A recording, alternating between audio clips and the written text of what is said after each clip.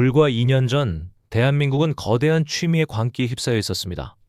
주말이면 전국 고속도로는 캠핑카와 자전거를 실은 차량들로 마비되었고 골프장 예약창은 수강 신청보다 치열한 전쟁터였습니다. 당시 150만 원을 호가하는 수입 명품 텐트를 사기 위해 영하의 추위 속에서도 백화점 문이 열리기만을 기다리던 오픈런의 풍경들. 그때 우리가 지갑을 열며 샀던 것은 단순히 캠핑 장비가 아니었습니다. 나도 이제 이 정도는 즐길 수 있다는 중산층으로서의 자부심, 그리고 내 삶의 격을 증명하는 여유 그 자체였습니다. 하지만 2026년 현재 그 뜨거웠던 자부심은 당근마켓의 차가운 게시판 위에서 헐값에 거래되고 있습니다.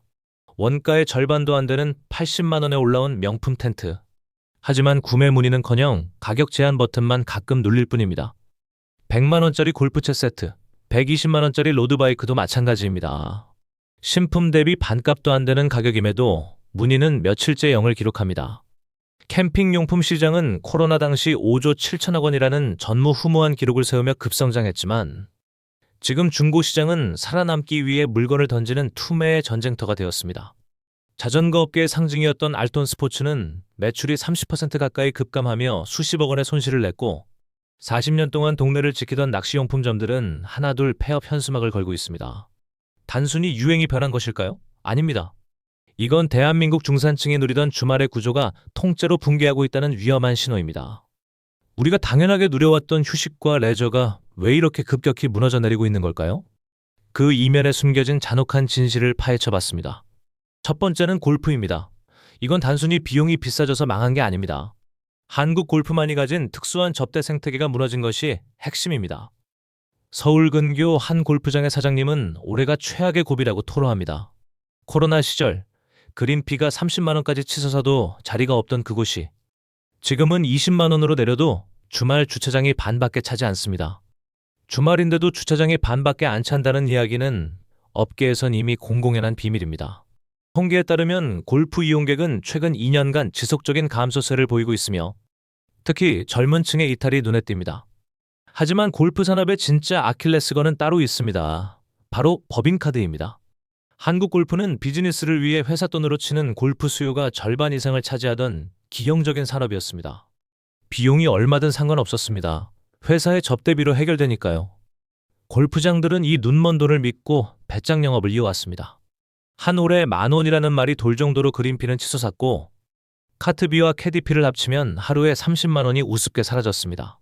하지만 최근 대기업들이 ESG 경영과 비용 절감을 명목으로 골프 금지령을 내리고 법인카드 사용을 엄격히 제한하면서 이 거대한 가짜 수요가 한순간에 증발했습니다.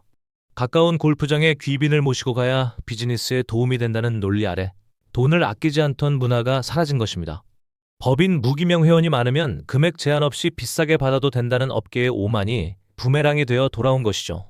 한 골프 해설위원은 이렇게 말합니다. 한 홀 치는데 10,000원입니다. 18홀 치면 그린피만 18만 원이죠. 거기에 카트비 3만 원, 캐디피 4만 원 더하면 25만 원입니다. 밥 먹고 나면 하루에 30만 원이 그냥 사라지는 겁니다. 이게 어떻게 일반적인 취미가 될 수 있겠습니까? 여기에 결정타는 베이비붐 세대의 대량 퇴직입니다. 1955년부터 1963년생까지 한국 경제 성장을 이끌었던 740만 명이 현직에서 물러나고 있습니다. 이들은 한국 골프 산업의 진짜 주인공들이었습니다.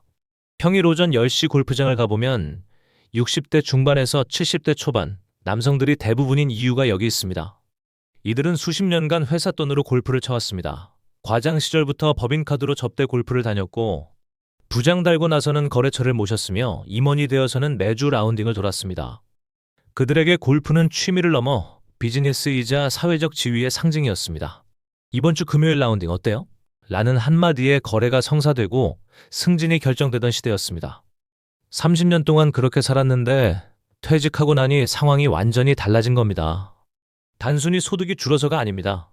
부동산 경기가 꺾이고 자산 가치가 예전만 못하니 가장 먼저 품위 유지비부터 칼질을 시작한 겁니다. 골프나 스키 같은 것들 말이죠. 이건 중산층의 심리적 마지노선이 무너졌다는 신호입니다. 작년에 퇴직한 김 씨의 사례를 보면 현실이 더 명확해집니다. 회사 다닐 때는 한 달에 8번 정도 쳤어요. 법인카드로 다 해결됐으니까 신경 안 썼죠. 그런데 퇴직하고 나서 첫 달에 골프를 4번 쳤는데 통장을 보고 깜짝 놀랐습니다. 120만 원이 빠져나간 거예요. 퇴직금 받아서 여유롭다고 생각했는데 이러다가 금방 바닥나겠더라고요. 퇴직 후 현실은 냉혹합니다. 국민연금 받아봤자 한 달에 100만 원에서 150만 원입니다. 개인연금을 보태도 250만 원 정도가 수입의 전부죠. 그런데 골프 월사 외에 수입의 절반이 사라집니다. 관리비, 식비, 통신비를 생각하면 도저히 감당이 안 되는 겁니다. 회사 돈으로 즐기던 호사가 끝난 뒤 내 지갑을 열어보니 취미가 아니라 짐이 되어버린 겁니다. 골프채 세트는 창고에 처박히고 골프화에는 먼지만 쌓입니다. 중고로 팔려고 내놓아도 살 사람이 없습니다. 똑같은 처지의 퇴직자들이 다 팔려고 내놓으니까 시장이 포화 상태거든요. 한 골프장 사장님은 말합니다. 이분들이 평일 골프장을 채우던 핵심 고객인데 이제 한 달에 한두 번밖에 안 옵니다. 법인카드가 없으니 돈 계산을 하시는 거죠. 더 안타까운 건 이들이 젊은 세대에게 골프를 물려주지 못했다는 겁니다. 2030세대는 아빠, 그 돈이면 해외여행을 가요. 왜 공치면서 돈을 낭비해요? 라고 반문합니다. 결국 한국 골프는 다음 세대가 없는 고립된 섬이 되어가고 있습니다. 두 번째는 캠핑입니다. 이건 한국 자영업의 전형적인 거품 붕괴 사례입니다. 캠핑 시장은 2019년 3조 원대에서 2023년 5조 7천억 원으로 폭발적으로 성장했습니다. 캠핑장 매출도 1조 5천억 원까지 치솟았죠. 숫자만 보면 대박 산업입니다. 하지만 문제가 생겼습니다. 신규 유입이 끊기면서 개인당 지출액이 급감했습니다. 5년 전에는 1인당 연간 150만 원씩 쓰던 사람들이 이제는 100만 원으로 줄었습니다. 기존 캠퍼들은 장비를 다 갖췄으니 더 살 게 없고 새로 시작하려는 사람은 급격히 줄어든 거죠. 여기서 캠핑장 사장님들은 치명적인 실수를 저질렀습니다. 바로 배짱 영업입니다. 오토 캠핑장 기준으로 몇 년 전 3에서 4만 원 하던 가격이 지금은 7에서 8만 원입니다. 더 황당한 건 많은 캠핑장이 1박 예약은 아예 안 받고 무조건 2박 예약만 강요한다는 겁니다. 카드 결제 거부, 현금 유도, 그리고 밤 10시만 되면 강제로 조용히 시키는 고압적인 태도에 소비자들은 지쳤습니다. 소비자원 조사 결과 이용자의 42% 이상이 어쩔 수 없이 2박을 예약했다고 답했습니다. 직장인들에게 소중한 주말 시간을 볼모로 장사를 한 셈입니다. 내 땅에서 내 마음대로 장사하는데 뭐가 문제냐는 업주들의 태도가 버블 붕괴를 가속화했습니다. 우리나라 자영업 DNA를 보면 알 수 있죠. 뭔가 잘 된다 싶으면 우르르 몰려듭니다. 최근 소규모 캠핑장 창업이 화제가 됐죠. 주 2회 운영에 월 매출 1,500만 원이라는 장밋빛 광고에 전국 야영장이 3,700개를 넘었습니다. 사상 최대치죠. 하지만 남들이 좋다고 할 때 들어가서 돈 번 사람 찾기 어렵습니다. 지금 가장 큰 이득을 보는 사람은 캠핑장을 팔고 나오는 사람뿐입니다. 일본의 사례는 우리에게 공포를 줍니다. 일본의 명품 캠핑 브랜드 스노우피크를 보십시오. 한때 시가총액 4,500억 원을 기록하던 이 회사는 최근 순이익이 99.9% 줄어드는 충격적인 성적표를 받았습니다. 영업이익이 수백억 원대에서 1,000만 원대까지 추락한 이유는 단 하나, 캠핑 붐이 1년 반 만에 순식간에 증발했기 때문입니다. 일본 캠퍼들이 사라지자 중고용품 가게에 상품이 쌓였고 산을 사서 캠핑장을 만들었던 사람들은 난감한 처지가 됐습니다. 한국도 똑같은 길을 걷고 있습니다. 중고시장에는 2년 전 150만 원에 줄 서서 사던 텐트가 80만 원에 올라오지만 문의조차 없습니다. 배짱 장사와 과잉 공급, 그리고 노동이 되어버린 취미의 피로감. 텐트를 치고 걷는 고된 과정을 힐링이라 믿었던 중산층들은 이제 깨달았습니다. 내 돈 내고 야외에서 고생하느니 깔끔한 호텔에서 조식을 먹는 게 훨씬 합리적이다라는 사실을요. 캠핑의 낭만은 이제 창고 속에 처박힌 무거운 장비 가방처럼 중산층에게 부담스러운 짐이 되었습니다. 세 번째는 스키장입니다. 이건 지갑의 위기인 동시에 기후의 위기라는 이중 충격입니다. 3인 가족이 3박 4일 스키 여행을 계획하면 숙박과 리프트권, 장비 렌털비를 합쳐 약 170만 원이 듭니다. 평범한 직장인의 한 달 월급 절반이 사흘 만에 사라지는 셈입니다. 그런데 정작 스키장 현장은 손님보다 사람이 없어 비명이 터집니다. 지난 겨울 스키장을 찾은 사람들은 리프트가 멈춰 있고 안전 요원이 보이지 않으며 식당이 점심시간에도 문을 닫는 이상한 경험을 했습니다. 전국 대부분 스키장이 같은 상황이었습니다. 리프트 운영 직원 이야기를 들어보면 답이 나옵니다. 최저 시급 받으면서 영하 10도의 혹한에서 하루 종일 서 있어야 하는데 누가 하겠습니까? 인력 나는 서비스 품질의 곤두박질로 이어졌습니다. 경력 있는 전문 인력은 떠났고 리프트 정비나 슬로프 관리에 경험 없는 단기 알바가 투입됐습니다. 악순환의 시작입니다. 직원이 부족하니 서비스는 엉망이고 손님 불만은 폭주하며 재방문율은 떨어집니다. 수익성이 나빠지니 운영사는 인건비를 더 줄이는 구조죠. 여기에 결정타는 기후위기입니다. 한국 스키장이 왜 비싼지 이해하려면 한국의 겨울을 봐야 합니다. 스키장은 높은 산, 추운 날씨, 눈이 필수입니다. 하지만 한국은 이 세 가지가 모두 부족해지고 있습니다. 국립기상과학원 데이터에 따르면 지난 100년 동안 한국의 겨울은 18일이나 짧아졌습니다. 일본 홋카이도는 겨울 내내 천연눈이 쏟아져 별도의 눈을 만들 필요가 없지만 한국은 강원도조차 100% 인공눈에 의존해야 합니다. 이 인공눈을 만드는 과정은 그야말로 돈 먹는 하마입니다. 대형 제설기 한 대를 하루 종일 돌리면 일반 가정집 수십 배의 전기를 먹습니다. 한전이 산업용 전기요금을 2년 사이 40%나 올리면서 스키장 하나가 한 시즌 동안 쓰는 전기료만 수십억에서 100억 원에 육박합니다. 기온이 오르니 제설기를 더 오래 돌려야 하고 전기료는 더 많이 나갑니다. 이건 스키장 사장들의 잘못이 아닙니다.